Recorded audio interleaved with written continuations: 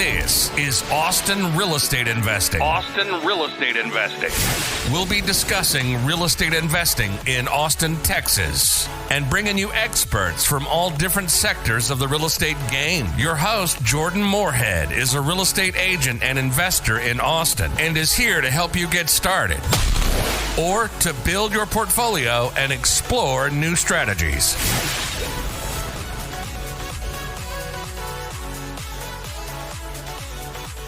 Hi, this is Jordan Moorhead. This is Austin Real Estate Investing. And today we have Kyler Peters here, who's going to tell us all about his experience investing and wholesaling in Austin. Hey, Kyler, how are you? Hey, good, Jordan. I appreciate you having me on here, man. Glad to have you on. I've been looking for a good wholesaler to get on here for quite a while, so it's great to connect with you. Yeah. Could you tell us a little bit more about who you are and how you're involved with real estate investing in the Austin area? Yeah, so my kind of background, name's Kyler Peters. I'm originally from Oklahoma City.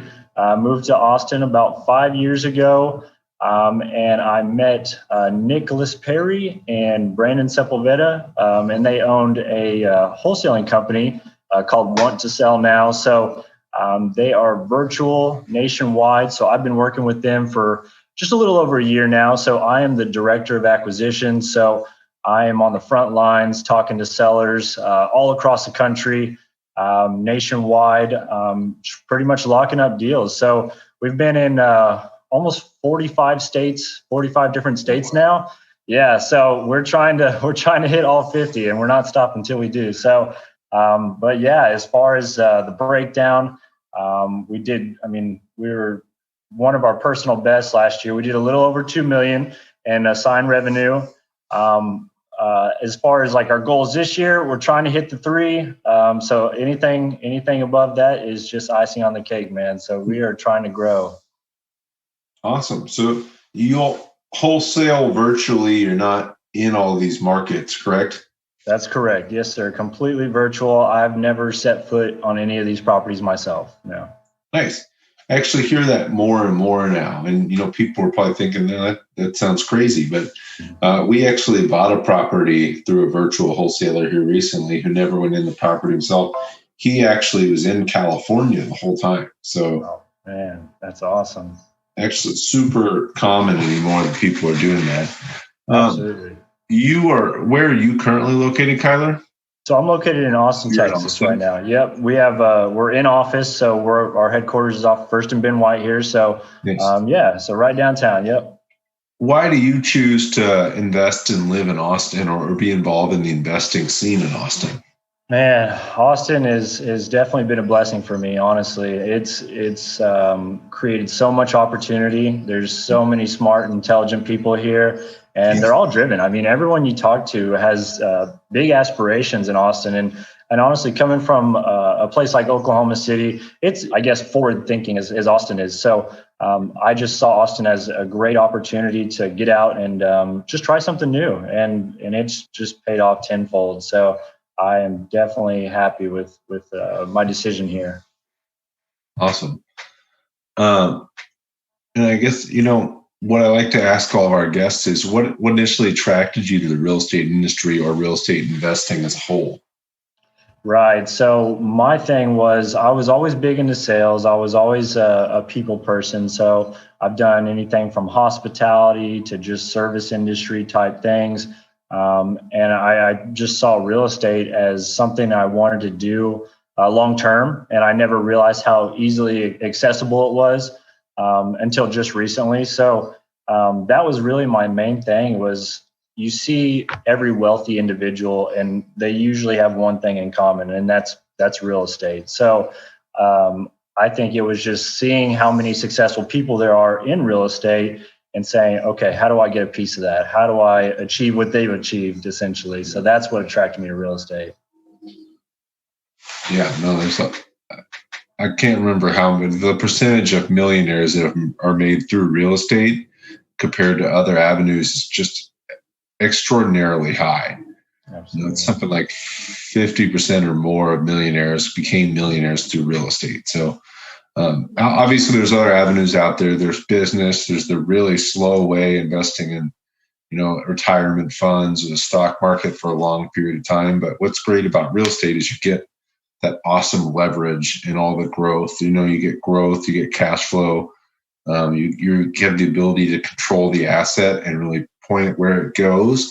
And you don't really get that with other asset classes. So there's a lot of reasons why people love real estate. Yeah, it's a no-brainer. Absolutely. You have to be in real estate if you want to achieve financial freedom. Absolutely. Yeah. So, I know you've seen a lot of deals on the wholesaling end. Could you tell us about just a deal that went wrong or something you've seen go wrong that you would say, hey, don't do this, avoid this situation?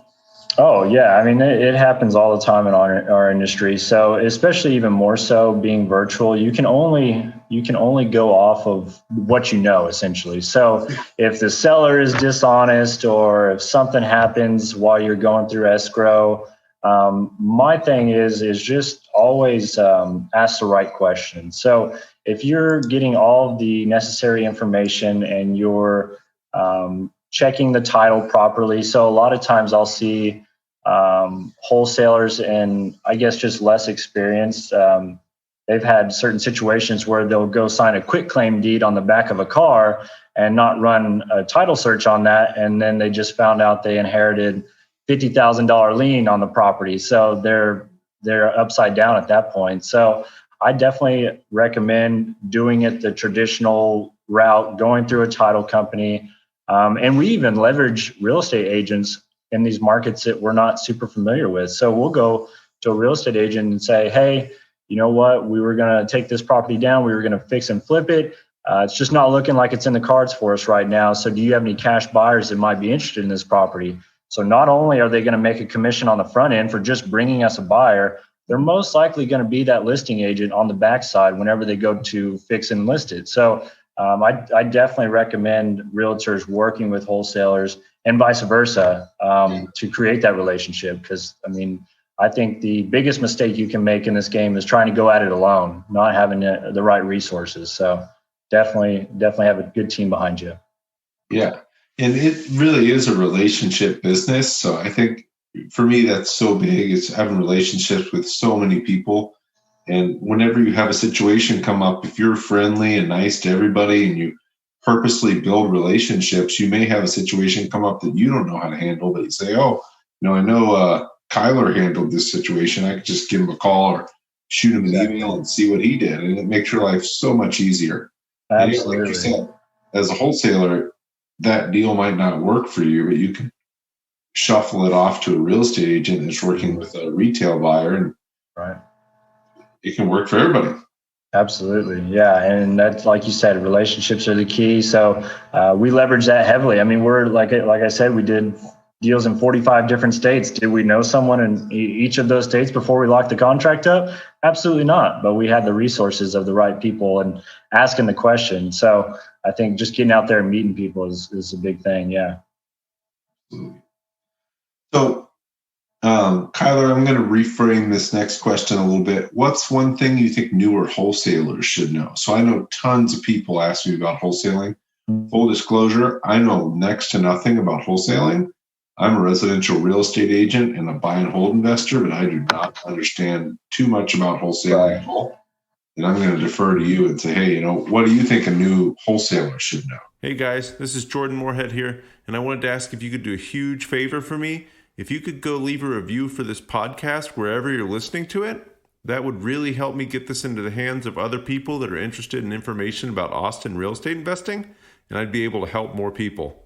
Thanks, guys. Yeah. So, as far as a new wholesaler, if you're going at it alone, I definitely recommend finding a mentor. Maybe that's myself. Maybe that's someone in your local market that has done a deal before and has actually executed on something. So the big thing is never take advice from someone who hasn't done it themselves or you wouldn't trade places with, essentially. So that's number one. There's plenty of armchair quarterbacks in the wholesaling game. So don't just take advice from anybody. Don't just take it with a grain of salt, and I'll always double check.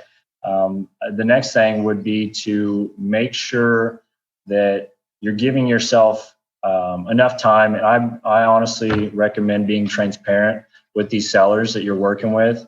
and let them know, hey, you are not the one going to be closing on this property. It is your group of investors or whoever you want to call it. And it is contingent on their approval, essentially. So you never want to lock up a property that you haven't at least run by your group of investors. So I would say, number one, find those group of investors first. Don't ever get a property under contract when you don't have some kind of relationship with buyers in that market, essentially. So I always recommend creating a buyers list first, getting an idea of what those buyers are actually looking for and where, and just seeing, hey, does this make sense for Joe and his criteria? Okay, great. So I'll go ahead and lock up this property because I know Joe can pay X amount of dollars for this because I know his criteria. And that's how I would do things. Because a lot of wholesalers, they're always just like, oh, go take action first and just worry about the rest later. And it's like, that's great. But if you actually want to make money, I suggest finding an end buyer. Yeah. Yeah. Yeah. It sounds like you're a big fan of having your systems down before you start going too. And yeah, if you're looking to build a buyer's list, and again, I haven't done this, but I'd assume you post in a few investor Facebook groups and build up a pretty good list pretty quickly. Yeah, I mean, it's a fairly simple process. I mean, especially if you're in Austin, I mean, you can shout out the window and say, hey, who wants to buy this property? And it's going to get sold. So there's plenty of buyers. And like you said, the Facebook groups, I'm very active in all the Facebook groups across the country. So just meeting with people there and say, hey, what are buyers paying in your market? What are you typically seeing here? So, and then on the flip side of that, joint venture. I recommend a lot of joint ventures for new wholesalers. So you may not even have to find the buyer. If you go and say, hey, I'll give you 50-50 if you go find me a buyer, if you have a buyer. So, and now again, make sure that these people are legit, have actually done deals and are credible, because then what we've experienced lately is, I mean, not lately, but over time, you see a bunch of daisy chain, and now you got a wholesaler referring a wholesaler referring a wholesaler. So, and yeah, they're not actually the end buyers. So find yourself a wholesaler in your market that's already doing deals, and you know they are doing deals, and work with them and say, hey, if I bring you a property, you have a buyer for it? Okay, great. Let's go ahead and go to work. Yeah, great advice. So you're in Austin. What's your best advice for people looking for real estate here in Austin? Let's say they're looking through a wholesaler. What's your best advice there? Yeah, so in Austin, win anything in this game, you are going to have to find something off market. So, and unless you're just wanting to pay 120% of retail, I think you have to find off market properties. So that goes into actually knowing the wholesalers, number one. And then number two, knowing how to run your marketing. So that's basically all wholesaling is in general, is sales and marketing. So what you're going to do is you're going to find those distressed owners, whether that's a vacant list, whether that's tax delinquent, whether that's code enforcement. Code enforcement's big in Austin. They will get you and put some liens on your property. So, but yeah, really just finding the motivation in the sellers that would want to sell their property at a discount, whether they're out of state or retired landlords, anything that you could possibly think.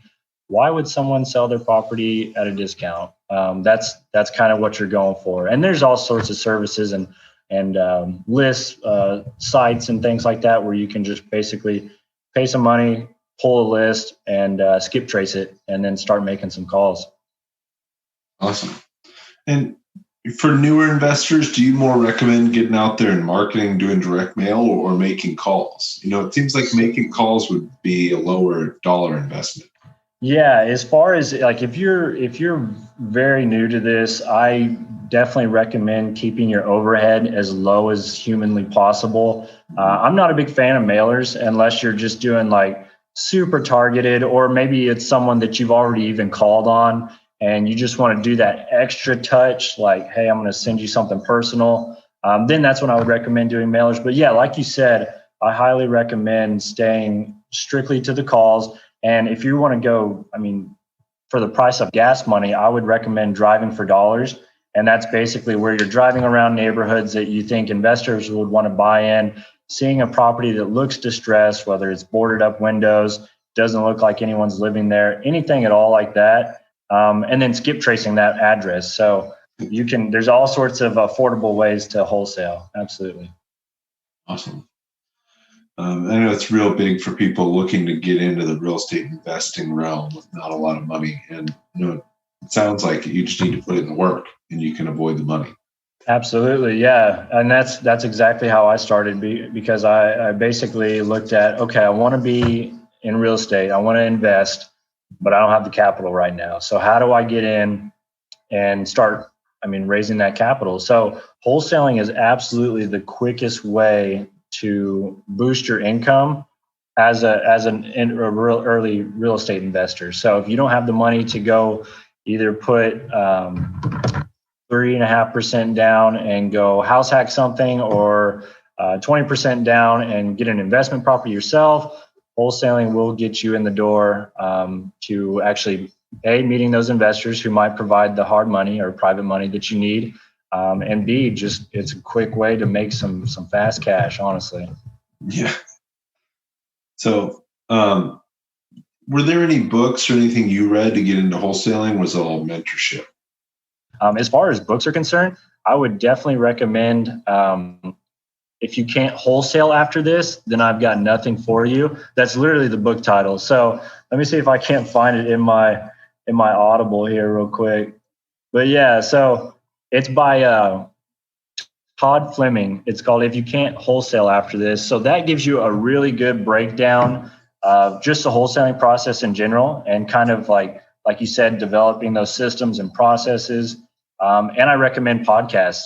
Whether it's your podcast here and learning about it this way, just to drop some names, Steve Trang has a great podcast with Real Estate Disruptors. Pace Morby and those guys have a really good creative financing and things like that. But yeah, Max Maxwell, all kinds of guys who are already doing it and have done it very well and successfully are sharing just everything they have with you. So there's no excuse for you to not have all the information and go take action. Nice. And Kyler, how can people get a hold of you if they want to get on your list or just learn more about what you do? Yeah, so you can either reach me through Facebook. It's Kyler Peters, and Instagram is also Kyler Peters as well. I do check my email a lot, so kylerwpeters@gmail.com. And yeah, just reach out, direct message me, ask for my phone number. I'm very attainable. So yeah, just give me a call anytime. I'm happy to help. Awesome. Thanks, Kyler. So Kyler, last and most important question, what is your favorite restaurant in Austin? A Mexican restaurant, and they have some awesome drinks, and I recommend the mole enchiladas. So you cannot go wrong with those. Awesome. And what was the name of that restaurant again, just so everybody hears? Yeah, it's Manuel's. Yep. So I think there's one in the northwest side and then one right downtown. Awesome. Yeah, man. Well, cool. Everybody check out Manuel's. Everybody, Kyler W. Peters @gmail.com. Yes, sir. You got it. Reach out to anywhere on social media. Sounds like you could find him there too. Anything you need, reach out to Kyler. Kyler, thank you so much for coming on. Yeah, thank you, Jordan. Really appreciate it. And we will have this out here in the next few weeks for everybody to listen to. Awesome, man. I appreciate you having me on. You take care. Thank you.